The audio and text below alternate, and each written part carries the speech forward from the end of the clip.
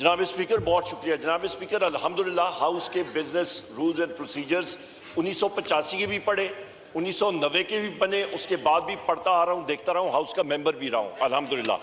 Important चीज़ जनाब speaker ये है कि हमारी पार्टी की तरफ से और अपोजिशन की तरफ से एडजर्नमेंट मोशन मेरे फाजिल साथी अली मोहम्मद खान साहब और हमारे चीफ व्हिप आमिर डोगर साहब ने आपके सेक्रेटेरिएट में वैलेंटाइन दिया था, और वो एडजर्नमेंट मोशन था कि इस्लामाबाद हाई कोर्ट के 6 फाजिल जज साहिबान ने एक लेटर लिखा है सुप्रीम जुडिशल काउंसिल को, और चीफ जस्टिस को उन्होंने मुखातिब किया है और उनको लिखा है। उसके ऊपर हम लोग यहाँ पे बात करना चाह रहे हैं। आज ये जो इस वक्त एजेंडा आपके सेक्रेटेरिएट ने दिया, with all due respect speaker साहब, ये रियलिटी को रिफ्लेक्ट नहीं करता।